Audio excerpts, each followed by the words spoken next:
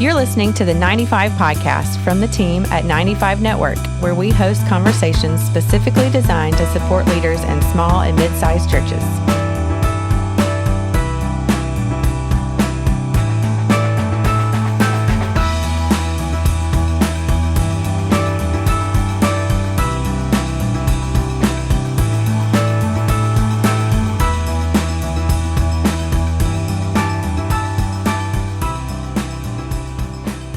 Hey, everybody, welcome back to the 95 podcast. As we begin a new year, I want to have a guest on today. I've never had on before, but I really enjoy talking to her, and you guys are going to enjoy her too.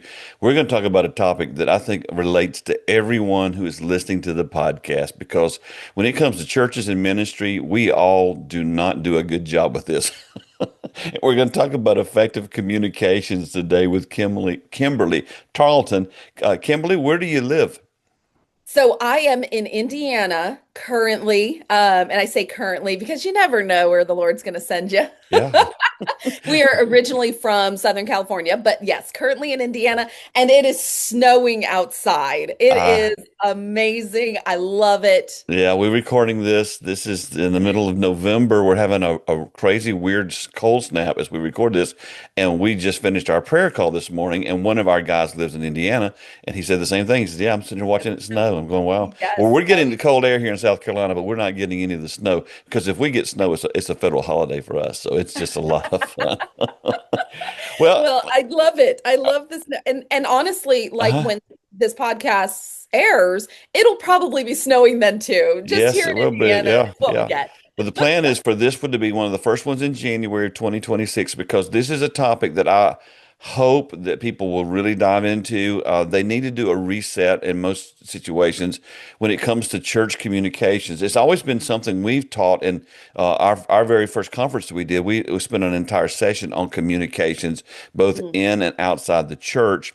And honestly, I had talked with you a few weeks ago. One of the things that comes up just about every time I do a conference, it has something to do around communications. Usually Yeah. it's either poor communications, or it just so many churches, what their focus is insider focused, and we'll get into all that stuff in a little bit. First of all, I want folks to get to know you, because I mean, your backstories, you've worked in bigger churches, but you're really beginning to serve the churches that we focus on at 95 Network. So kind of take a moment and just kind of walk us through your life up to this point.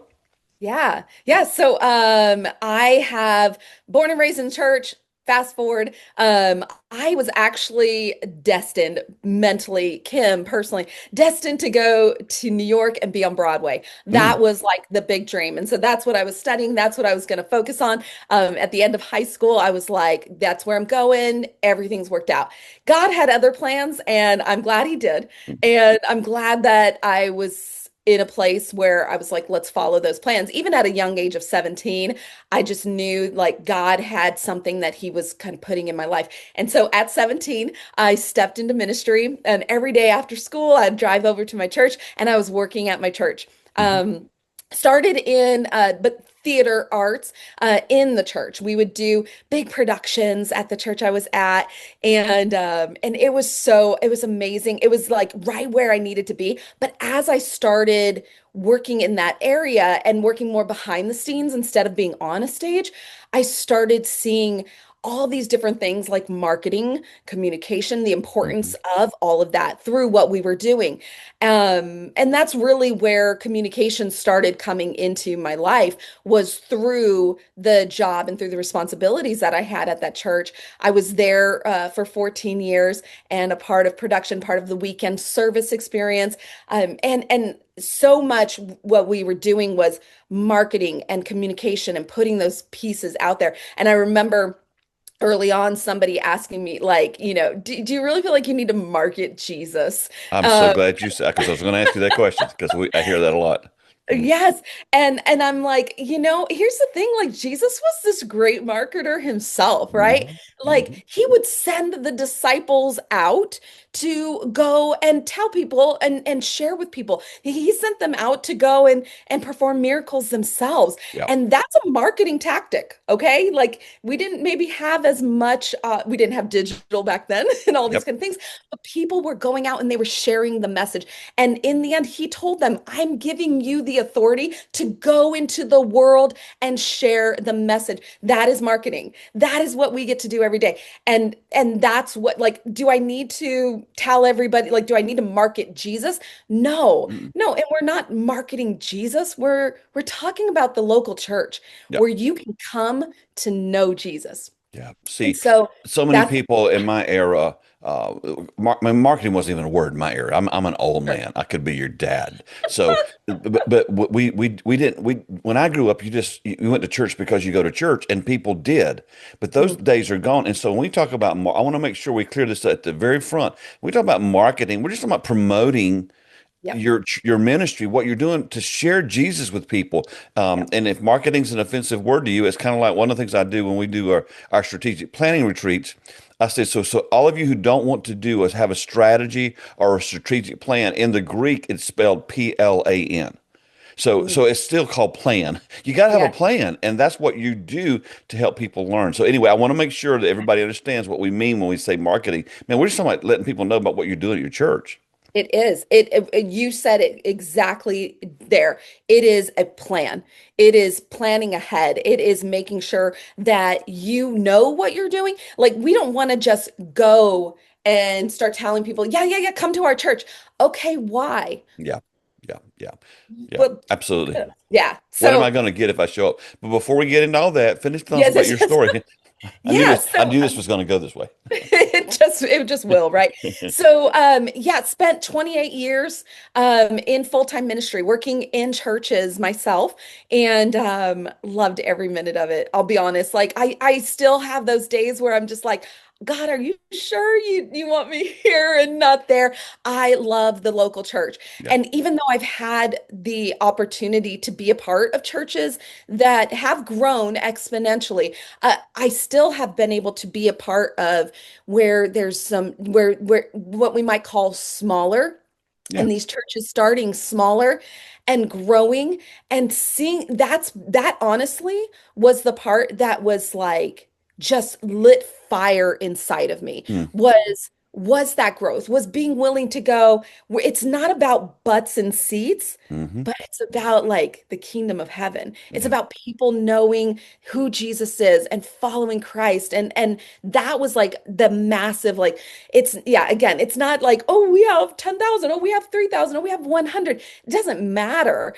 And that just was something that was just so important and grew and grew and grew within me Hmm. as I started working in these churches. And so a few years back, I just I was like, it's time to move on.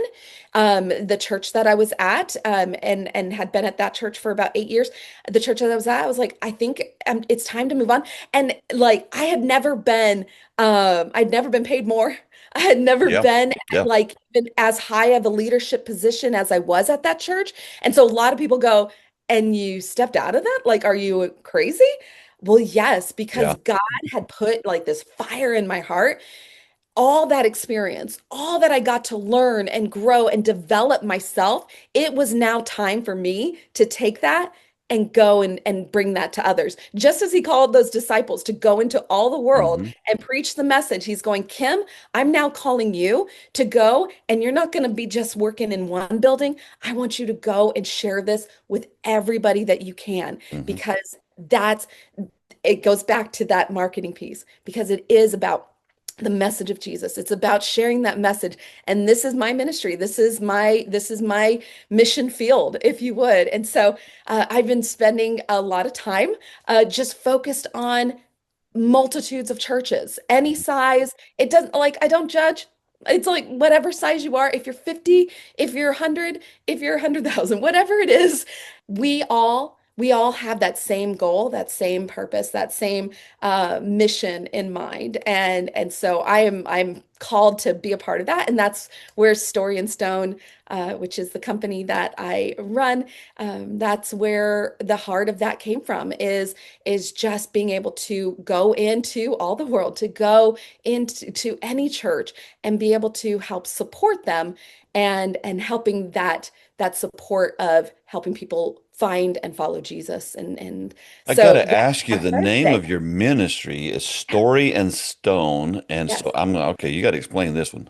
Yeah, yeah. So the story, there is nothing more important. I would say, okay, Yes. I will say there's nothing more important than the story. Now, here's the thing. There's two stories here that I'm talking about. Number one, the story of Jesus Christ. Hmm. That there is nothing more important than getting that story out every day and to everyone. But there's also this story of each of our churches and where our churches come from. And there's stories inside of our churches. Hmm. There's people whose lives are being changed. There is baptism happening and life change happening. There's so much story that is happening within our churches.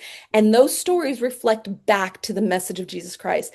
And so the number one thing for us is the story, is making sure the message of Jesus, the story of Jesus is out there, but using your church's message, your church's story, your church's vision and history, using that to move the story of Jesus forward. And then the stone, I mean, we all know about it. We all know you cannot build your house on sand, right? Yep. And so making sure that us as churches, that we are building the story on a firm foundation, a solid foundation. If we aren't planning, if we aren't preparing ourselves for what is to come next, if we wake up every day and go, okay, God, what are you gonna do through me Yeah. today? And just wait and just do. Okay, something's going to happen. Then us as a church, we are not moving in the direction that Christ has called us to move.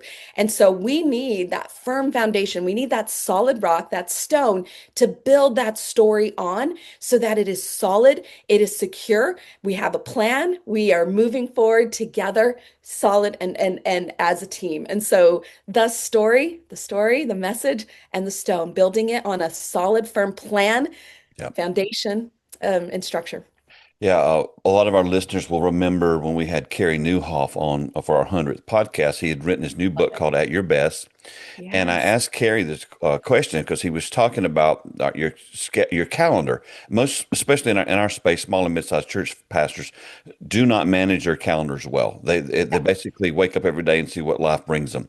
And so Right. he and I were talking about calendar, and Kerry said, "Well, Dale, if you look ahead 6 months from now and your calendar is open, that's not good." And I'm like, time out, wait a minute. It seems to me like that's great that, because it's not, he says, no, if you don't plan your calendar, it will always fill up. And so Mm, out of that, one of the things that I did was I went through my Google Calendar. And if you looked at it right now, you'd see this. I blocked every morning, Monday through Friday from 8 in the morning till noon. That is space that I have blocked where I do creative stuff, where I do podcast recording, writing, whatever it may be. And no one can get in that space unless I yeah. allow them in there.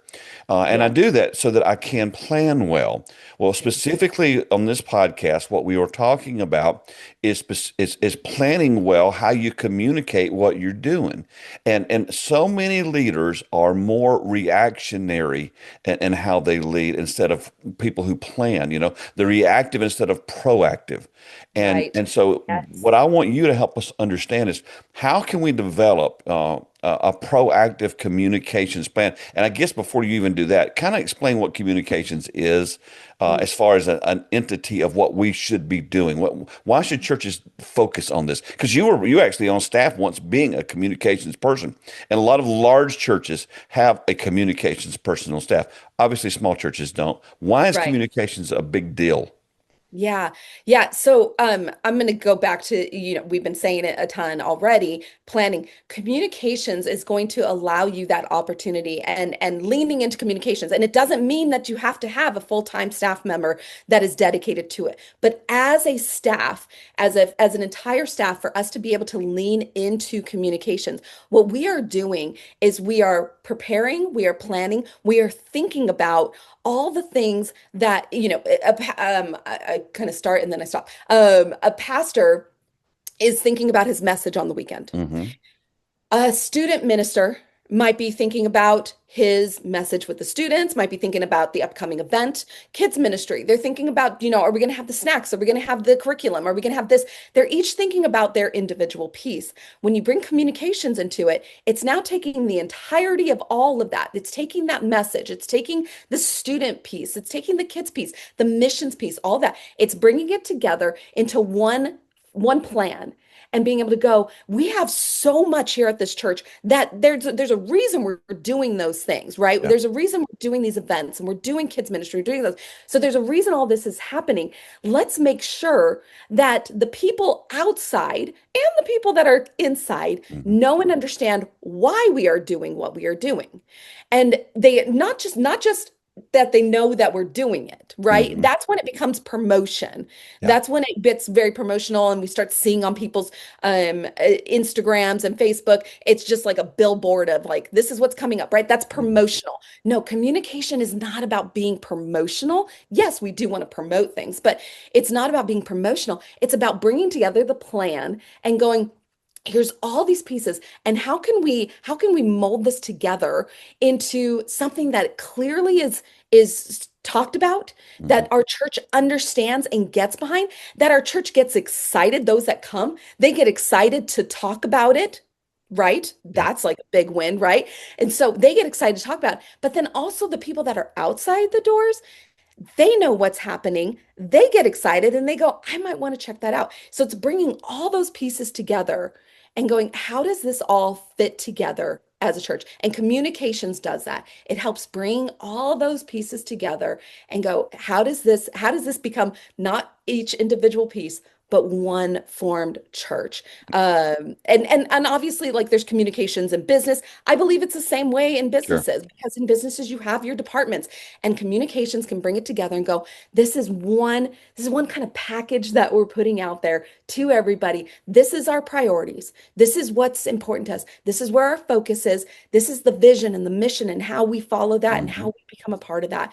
And communications brings that all together. We teach at 95 Network that your mission is just it explains why you exist. And we Mm. believe you should be able to do it in 12 words or less. You need to be Oh, able yeah. to state why you're doing church, why you gather, well, why you're doing what you're doing week after week. You should be able to communicate. Most churches don't know that. They have a five-page King James or calligraphy written statement that's super spiritual sounding, but it doesn't explain why they exist. And then we Yeah. believe your vision is what it looks like in the next couple of years. Yeah. Pastors, what I want you to get from this conversation today is if you will take the time to get everybody on the same page and begin to communicate effectively, it will lift your load. Mhm. It will make ministry flow better. It'll make your job easier. But if your whole approach is just throw a bowl of spaghetti on the wall and see what sticks, if that's how you lead your church, you're always going to be behind. And effective communicating keeps you on point. You've done this for a long time. Tell me some wins that happen when we effectively communicate. Wow. For one, you're gonna I'm gonna talk internal to Okay. start with, right? Yes. So there's this great divide in churches. It does not matter the size of the church.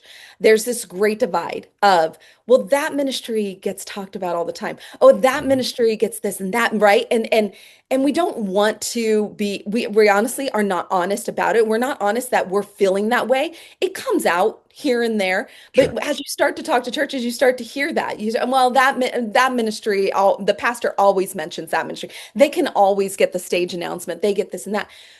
When you start to bring together a plan of action, when you start to bring together, here's all these pieces. Now, what are we going to, who are we going to be communicating and sharing this with?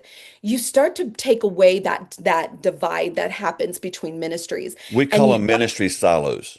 yes, Literal, youth exactly. ministries in competition with music, music is competition with education. That's kind Yep. of what you're referring to.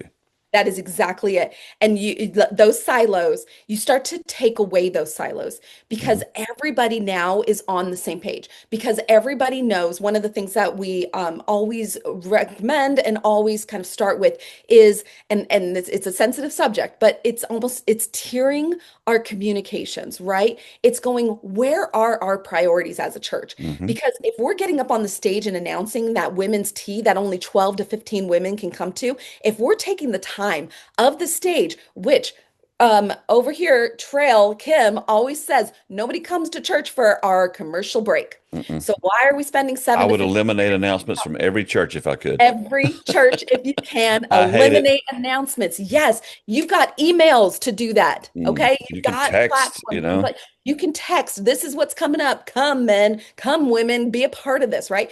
When we spend so much time on that stage and everybody, and that's really one of the things that I see the biggest fight for is the fight to be on the stage, right? Yes. When you Yes. start to tear out and you start to go, this is where our priorities are. Our priorities are in the mission and the vision of the church. Hmm. And this women's tea gathering, that's only 10, 12 to 15 women who are all already a part of the church.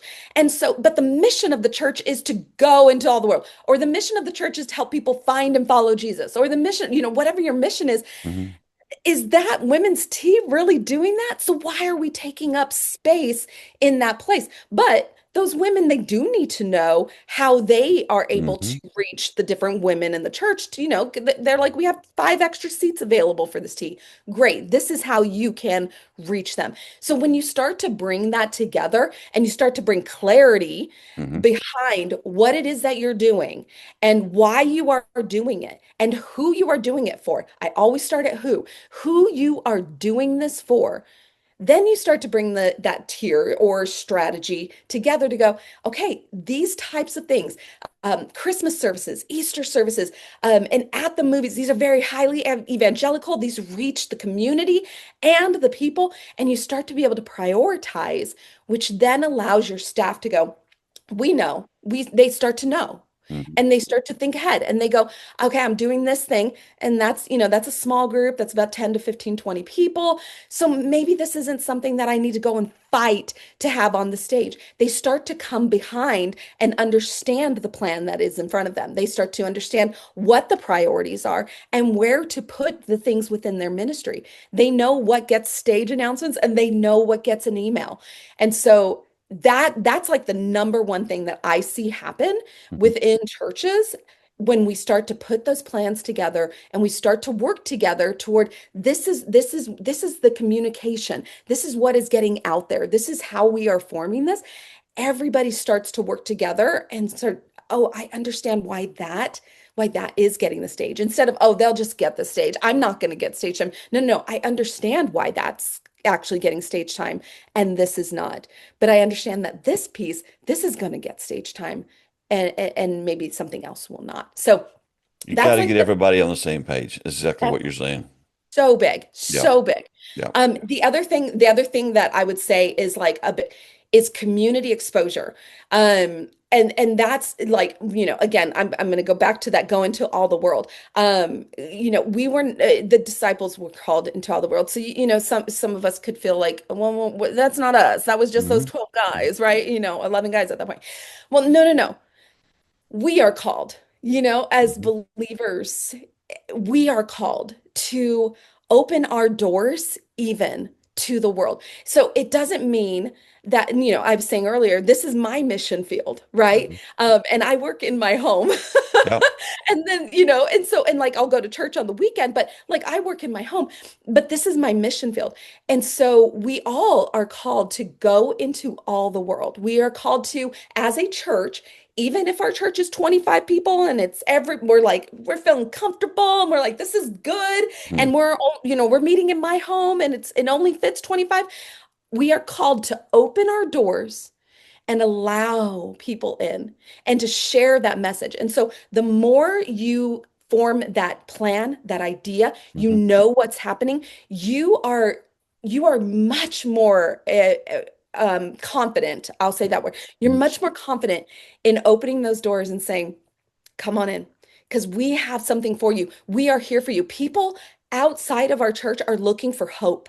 Yep. They are looking for Jesus. Even if they don't know they are Hmm. looking for Jesus. And when we are able to go, Here's a place for you." It Hmm. has nothing to do with, doing big events. Some of us that are smaller churches, we might look at those bigger churches and we're like, "Oh, they just had a fair, but we Hmm. can't afford a fair." That doesn't matter. Yeah. It doesn't matter. I even look at social media and I'm like, yeah, there's churches that have video teams and this and that. That doesn't matter. What matters is get your message clips out there because you have a message that the Lord has given you every week. So take a moment and turn that into a blog, turn Yep. that into a message clip because that is what people are looking for. They are looking for Jesus. They are looking for hope. They are looking for something and they don't know what that something is. And you have the opportunity, if you are thinking ahead, if you're planning, if you are preparing, if you are communicating, then you are able to open those doors with confidence and say, come on in. And they are there, starving, waiting, wanting to come. They just need to know that you are a place where they can come and hear that message, where they can come and find that hope. Yep. And you can do that with such clarity. And so, yeah, like getting under and getting that plan and getting communications, strategized, you're going to be able to. I don't love saying the word grow, because people always take grow as like butts and seats. Sure. Again, Yeah. you're going to be able to reach Yeah. your community. You're going to know who's out there and what they're looking for, and you're going to be able to bring that to them. So, yeah. Let's do this. I'll take a short break. When we come back, I want you to give us some practical things, and I'll set you up of just some things we can do if we're not effective at communication. So we're going to take a short break, and we'll be right back with Kimberly.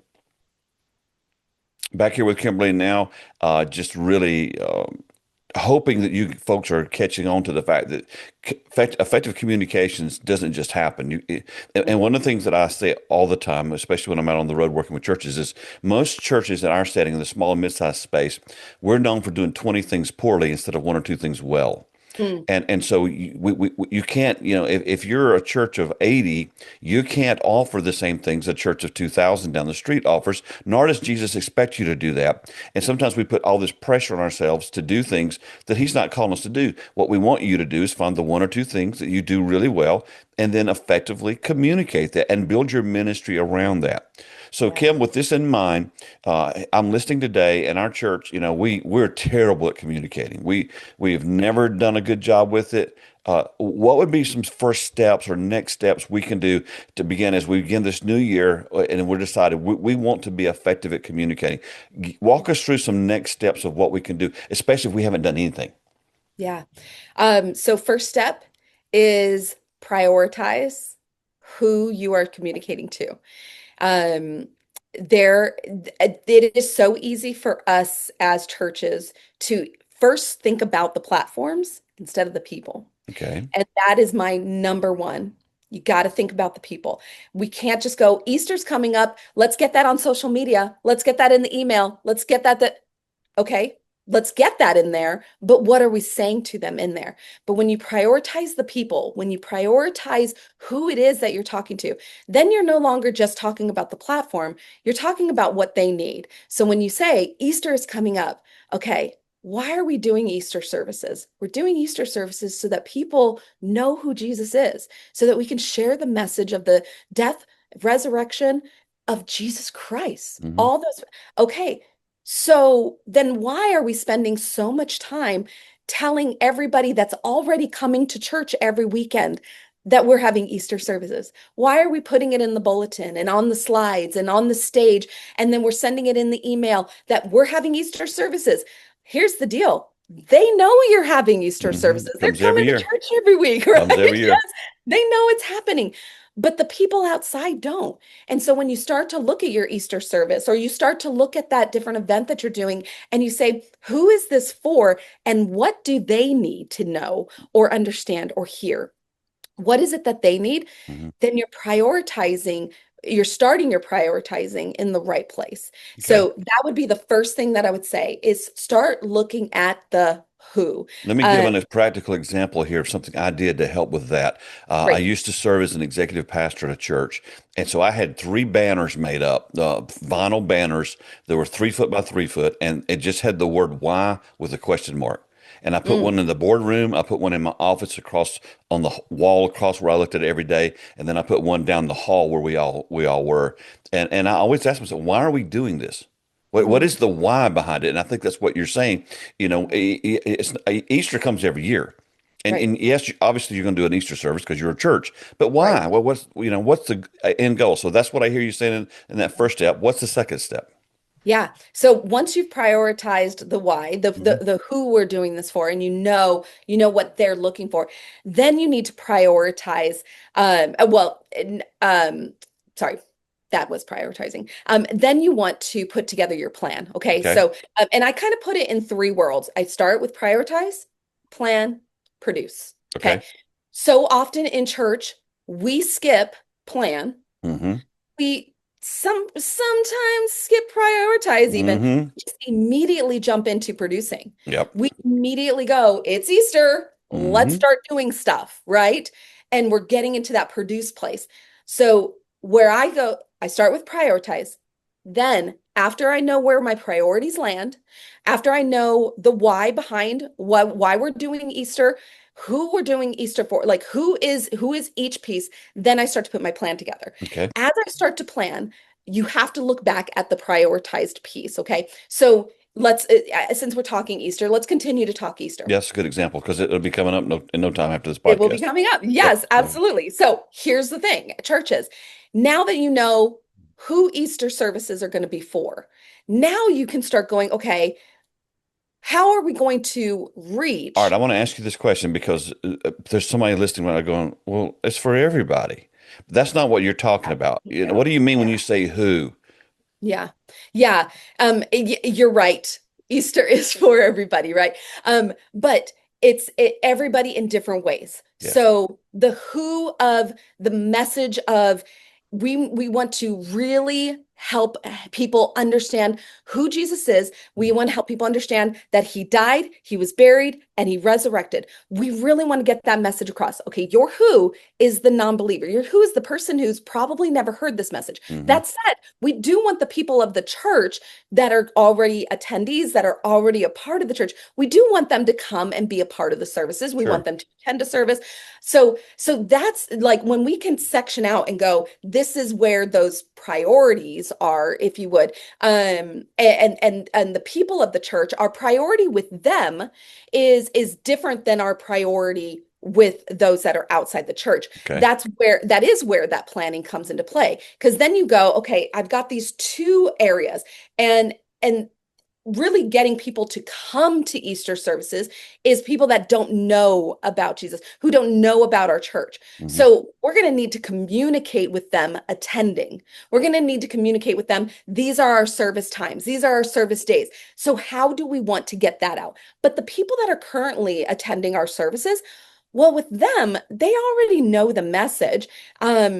But they are the church. Yeah. They are those people that are going to help get that message out. So Okay. how do we set them up to share with their neighbors, to share with others that there's Easter services happening here? Hmm. So then you start when you take those priorities and you start to plan for each of those groups. So an example I'll give is a church that I work with, trunk or treat. They've always done trunk or treat. Hmm. And they're like, we have 5, 6 cars for our trunk or treat. And then, a couple hundred people come from the church to the trunk or treat. Sure. Okay, cool. Tell me what you've been like. Let's start with why are you guys even doing trunk or treat? Because, honestly, there's a church down the street that's doing trunk or treat as Yep. well. You Yep. could actually just partner with them and work along with them. And it's okay. It's okay that like 4 or 5 churches come together to do trunk or Yes. treat. So why are Yes. you doing your own trunk or treat? Well, we really want to help people come to find like that our church exists. Like they don't know that our church is here and that our church exists. Okay, that's valid. Okay. That's good. And we really want people to, from the community, to feel like this is an open place where they can come and they can be comfortable without having to go in the doors. They can start by being comfortable. Okay, great. That's awesome. So that's like your key reason why you do trunk or So treat. you're doing trunk or treat so that people can know you're there versus just doing it to be doing it. Just doing it to doing it. Okay, Okay. good. You guys have a why. Great. Tell me now, what have you done to communicate your trunk or treat? Well, we do slides on the weekend and we do announcements on the weekend. And we put it in the email every week leading up to it. Okay, let's stop right there. You just named 3 things that are all internal, Yep. but you told me your why was completely external. Yes. And I wanted So to double down on this, so I'm glad you're going here.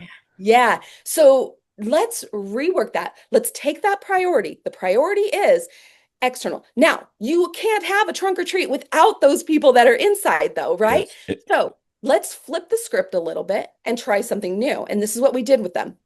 I said, let's start with internal. We're going to, when we talk about trunk or treat, we're going to talk about we want 50 cars. I'm like, we're going to put a number on there, and that's what we're going to push for. Because you've Okay. said you've had 4 or 5 cars in the past. Let's go. Church, we are looking for 50 cars to be trunks at the trunk or treat.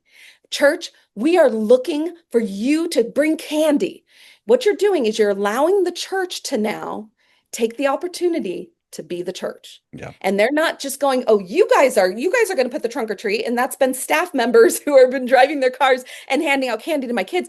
No, you guys are being the church. Yay, church. Good Let me job. ask you this question. Allowing How them to far be. out are you having this conversation? Oh, 'Cause wow. you can't do this the week, you can't do this the week before. You can't do this the week before. Yeah. No. I mean, I would say like anything that is an external Hmm. anything that is outside of your doors, reaching the community, you need to start promoting that about 4 weeks in advance. Okay. So Easter services, you should be talking about Easter services to your external community 4 weeks in advance. Okay.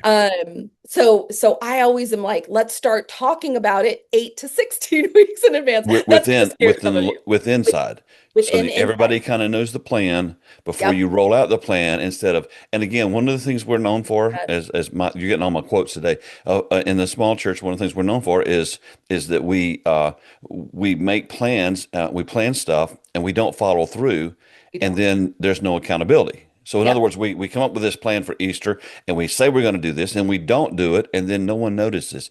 And what Right. we've got to do to be effective at communicating is we've got to build some accountability in there. That's what I hear you saying. Exactly. Exactly. Yeah. And you build that accountability in, you get buy-in. Yeah. Oh, you probably hear this all the time too, Dale. I hear this all the time. Like, we are just trying to grow the volunteers within our church, but you never ask them to to be the church. You never really ask them. We maybe have like once a year, twice a year where we do a big volunteer push, Hmm. and we're like, we need 50 more people in our kids ministry so that we can grow and we can have, and you do that big ask once a year. But what about pointing out like this is a way that you guys can reach your community with, like, if you are an introvert and you are not one of those people that's going to go door to door and knock, this is a way to share the message of Jesus Christ by sharing your trunk, a trunk or treat, giving them those opportunities to be the church, giving them that is a volunteer. That Yeah. is a way, that is a way to gain some volunteers. There's a church in Florida that I was working with, that we did that same sort of thing. We basically built one event around the church was focused on come and serve and be a part of this, be a Hmm. part of this community. And then the community, it was promotional advertising to come and experience it. They had 40 people that showed up and were a part from the church, that were a part of their that event, that served at that event. They had 40 plus, I can't remember the exact number. It was like 42 or 3 or something like Hmm. that. Continue to serve after that fact Yes, because which you're they saw about to the lead. opportunity. You're going to lead me into my next quote. Need is not a volunteer strategy. Mm, If God were if need were a strategy, then God would meet all your needs. yep, You can't recruit people out of need because you won't sustain that. You've got to right. have a vision that you put out there, which is what's been the base of what you've said today, of Yep. knowing the why that we do what we do. Before we run out of time, I want you to um, help me understand why is it so many churches their communication is completely internal. Um, it's easy. I think Yeah. that's probably the thing. It's easy. We get a lot of complaints from people internally, right? Hmm. One of the things that I always say is your website homepage is not for your church. Yeah, Your it's not a website bulletin. homepage, Hmm. no, 80% of the people that come to your website have never been to your church. So Yep. why are you building your website homepage with your upcoming series? They don't want to, they don't come to a series. That's Mm-mm. something of the 80s. We used to do back in the day. Well, Like, church signs still do it. You know, our new yes. church, and I'm like, no one cares. Right. No one cares about that. And honestly, when they come to your website and in the upper right-hand corner, which is where our eye tends to go first, and they see a big bold letters, give. They go, It's a "Oh, you turn want off. my money? Okay." Hmm. And so it's everything's built for the internal. So the internal people start to complain the most and they're going, "Oh, but I don't know where to find the event. I don't know this and I don't know that." And we just kind of get comfortable set in this place of making the people that are already showing up happy and trying to work really hard to keep them from going to another church that It'll wear you out. It'll wear you out. we Most stop thinking church about. websites are just so insider focused. Oh And yeah. what folks need to just to remind you that before anybody checks out your church, the Mm, odds are extremely high they're going to check out your website first. that is And true. I had a pastor, this has been years ago, but we're really encouraging churches to make sure they had a nice website. Yeah, and we have a strategic partner. They'll build you a 4-page website for $500. Nice one. And That's so amazing. oh, it's amazing. And they do a great job with it. And we've had churches who've used it because most church websites are just not very good. They're not Yeah. done well. They usually choose a cheap route to go to get someone to do it, or they'll do it inside, internally, and it's just not good. And what the reason I'm bringing this up is because that's the first impression they get of you. And if Yeah. they're looking for a new church, and we are in a season now where people are looking for churches. And so Yeah. if the first page of your website is a turnoff, and here's how I want to help you with this. Don't you be the one that judges whether it's good or not. Get Right. Kimberly. Get Yeah. someone who's an expert to tell you and listen to them because again, if you just look at your website and say, well, it's good enough, then that tells me you're probably insider focused. Yeah. And Yeah. so anyway, I just want to make sure that people understand uh, what you do matters. Your digital presence matters. It does. It It does. matters a lot. It does. When Jesus had 5 loaves and 2 fish, and he blessed those 5 loaves and 2 fish, he did not say, "Disciples, now sit and eat." No, he said, "Go feed those people. Go feed the people." And most likely, the last people to eat were the disciples because Hmm. they were feeding the people. And that's what when people come into your church, and here's the thing, do not misunderstand me. It is not that I am not for discipleship. I do believe that the people that are in our church that have said, "Yes, I know who Jesus is. I accept Jesus Christ as my Lord and Savior." They need discipleship. They need growth. And there are things that we should be doing, our emails. So there are things we should be doing to help communicate to them and help disciple them and them grow. That's where I will use the word grow. Hmm. It is not about a button seat. It's helping them grow in their discipleship and in their Maturing as a follow. believer. Hmm. Absolutely. I believe that we absolutely need to do that. But you don't want to and I'm there are going to be churches that is what they are based on. They are going, we don't need anybody else. I've heard that, Oh, right? We don't don't tell need me anybody that. else coming in. Don't tell me that. We're good. We just need to disciple the Yeah, few we're that are here. satisfied right where we are. Yeah, that's Okay. saved, If that's sanctified, and satisfied. Yeah, don't go you down that road with probably me. you probably turn this podcast off early on if that's the case Yeah. because yeah, that's I'm not saying that's not important. I'm just saying like this it's getting those priorities in order and knowing who and why you're doing what you're doing. And in the end, you will see the reach. You will see the reach grow. Tell me Absolutely. some of the things that you offer. So someone's listening today and they're going, I know we want to do a better job at communicating, but we don't know where to start. Tell me some things that you offer because I know you do coaching and you've got some things. Tell me some of the things that you provide. Yeah, so there's a couple things. So one thing is we offer it's called the Vault. It's social media done for you. This is like the argument of all times right Hmm. now is social media. It is important that we are making sure that we are in social media. Yes. People, it is exactly what it says it is. It is a social platform. Hmm. Facebook, Instagram, YouTube, these are social platforms. And so we need to make sure that we have a church present. And YouTube is the second highest search engine in the world. So Yes. if your church is not showing up in YouTube with messages, just putting your message on the weekend there, you can, if you don't have video camera, get somebody to put their phone and iPhone. record Hmm. it. and just drop it in there. Yep. Most people are looking at this stuff on their phone, so Hmm. they can go ahead and watch it from your phone. That is fine. You do not have to spend a bunch of money Yep. putting camera systems in. Getting, making sure that you are showing up in these social platforms, that is expanding your reach. That is sharing the message of Jesus Christ outside of your world that you are in. And Hmm. people will, like you said, they will go to your website. They will also go to your social media and check out because they want to see who's there. Hmm. Will I fit in there? Is my family going to feel accepted there? They want to know a little bit more of like what's happening if I were to show up there. Yep. So making sure like your presence is available in there. So we have a package. It's a monthly package. It's $59 and it's your social media done for you. And it's just making sure that it's highly about engagement, it's highly about reach, and just making sure that our church is showing up and people know that we are here and who we Yep. are. And then I do some free workshops, but I also do a master class. Okay. We have one starting right now, and it's quarterly of masterclass, and we dig into all of these communications areas. But that's the thing. We start at the beginning. We start with the Yes. who. Yeah. We start, why are we doing this? And then we build, so we put those priorities together, we put the plan together, and then at the end, now it's time to produce. Now it's time to like execute. And we walk through everybody is like, oh, I can't afford to have a videographer on staff to do video message clips. You don't need one. Mm-mm. There's services out there that are so cheap that can make those message clips for you in minutes, Yeah. okay?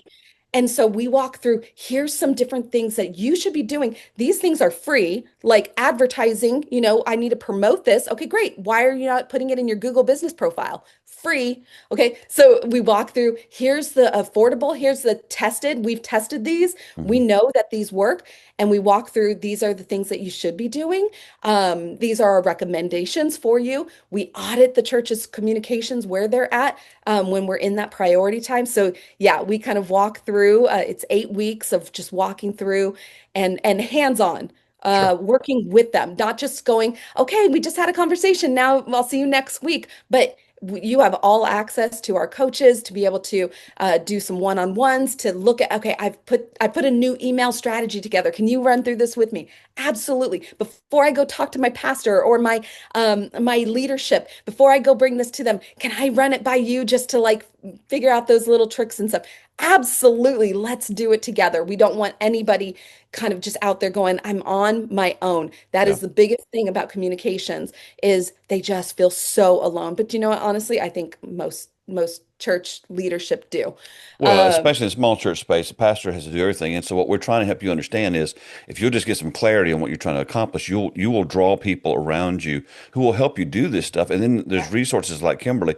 We're going to put in the show notes all the links that to help connect you guys to the things that she offers.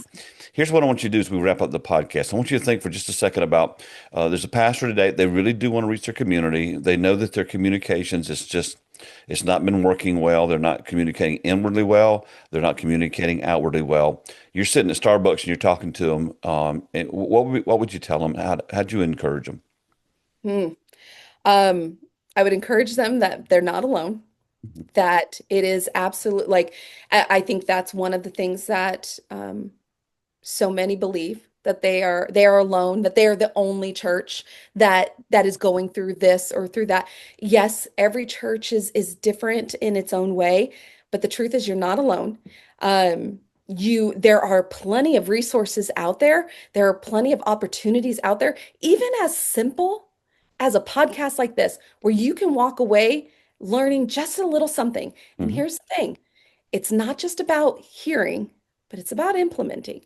And so my encouragement would be don't just listen, don't just go to that conference. I've spoken at conferences, and every time I'm like, you are going to leave here with a ton of notes, and you're going to go home and you're going to go back to Sunday is coming, Sunday is coming, Sunday is coming. And you will never implement anything that you learned. That's the best thing you can do for yourself is to start implementing small piece by small piece. Yep. Listen to a One podcast, step listen at a to one time. of Dale's podcasts once a week and implement something from it. And that's going to just give you so much life and so much like confidence in your ministry that why wouldn't you do that?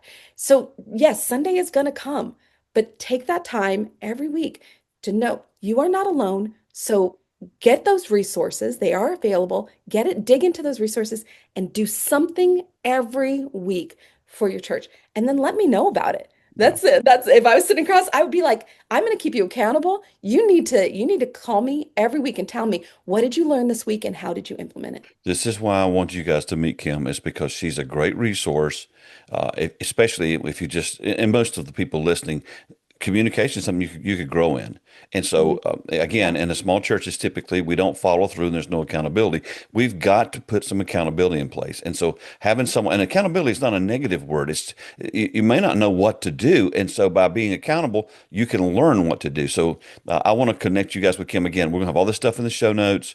Please reach out to her and let her just at least have a conversation, because I just think it'll really help your church. So Kim, thanks for taking the time to be here. I don't want to talk too much more of your time because I know you want to go out and play in the snow. But just thank you so much for caring for churches and for taking the things the Lord has taught you and making them easier for us to understand so we can implement them in our churches. Absolutely. It has been my pleasure. Thanks for listening to the 95 Podcast. We look forward to sharing another episode with you next week. In the meantime, visit our website at 95network.org. The website is loaded with great resources created for small and mid-sized church leaders. Until next time, have a great week.